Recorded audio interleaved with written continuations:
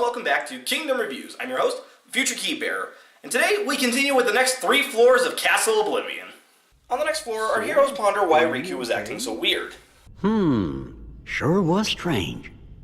Almost like Ansem was back, controlling Riku again. But we got rid of Ansem for good. Ha! Yeah, right! So Jiminy comforts Sora, telling him that the castle may be having a negative effect on Riku. You know, this makes me wonder why Jiminy didn't have much involvement in the original game.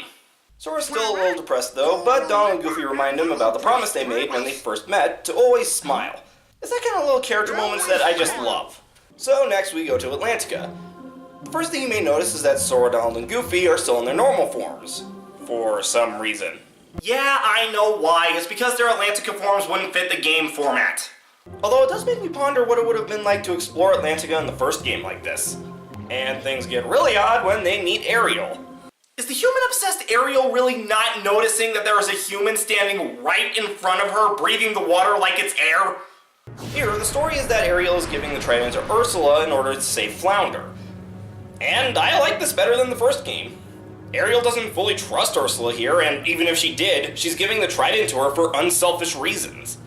After that, Sora catches up with Riku. Did you forget? Kairi's there, waiting for us both to come home. You're the one who forgot. I told you at Kingdom Hearts when we closed the door. Take care of Kairi. Well, to be fair, that seemed more like a if I don't make it kind of deal. It's not just for Kairi. What about the rest? You can have those losers. Already forgot him. That's enough. What about you, Sora? Do you actually remember what they all look like? Of course I remember. Well, so much for never forgetting our friends. I now know the one thing that is most important to me. Protecting Naminé. Nothing else matters. Not a thing.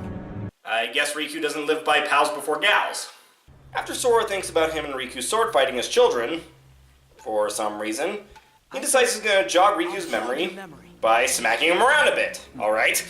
After that plan goes about as well as can be expected, Riku runs off again. Meanwhile...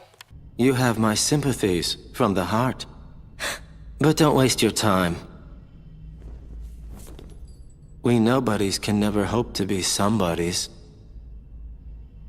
You know, it scenes like this that make it really hard to look at this game from a newcomer perspective. All I can really figure is that it must be really confusing. I don't get it. Riku and we both want the same thing. Both of us want to help Naminé out. How come we're fighting each other? That's kind of what you guys have been doing since day one. You can't give up your friends. Come together. Sora, Riku, and... what was her name? Now I wonder how was her name has been. I bet Riku will come around if you just talk to him. Yeah, because that worked so well the last 2 times. You're right. We 3 were never apart. Me and Riku and Naminé. Okay, there's an interesting development. Next we have Neverland. The story here is pretty much the same as the first game, just without Riku. Not much to talk about, except for this.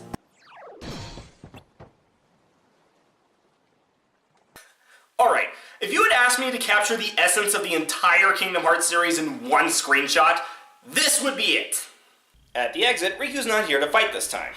Meanwhile, Larxene is giving Vexen crap for Riku's current actions. That's enough. Marluxia! Reading these names in the GBA version really sucked without voice acting to tell us how it's pronounced.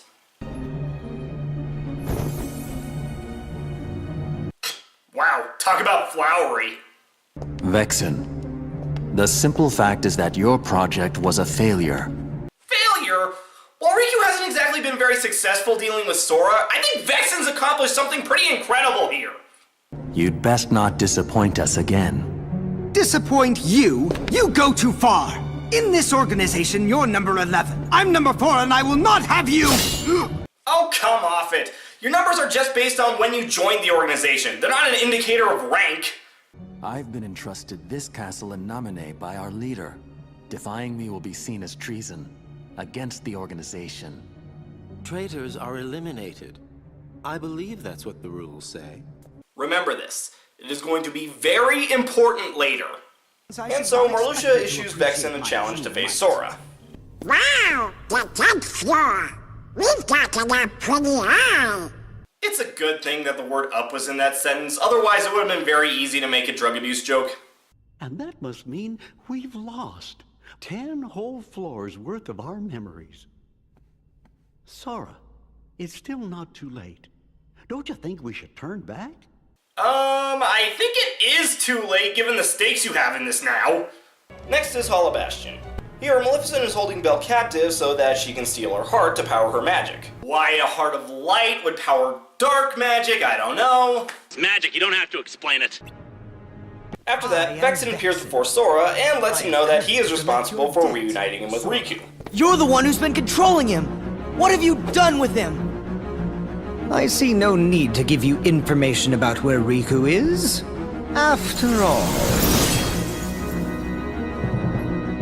why trouble you in your final hour? Man, Vexen has some of the weirdest facial animations in the entire series. So you fight Vexen, and I gotta say, he really puts that shield to good use. You can't hurt him without breaking his cards, thus breaking his defenses. As I expected, you weren't one to die very easily. As if I'd ever lose to you! Oh, just wait. Did you even notice? I was delving deep into your memory as we fought. How does that even work? And how would Sora be expected to notice it? And here, look what I found. A card crafted from all the memories that are locked in the other side of your heart. And I think we'll leave off pondering what the hell that even means. Well, I know, but explaining it would go into spoilers.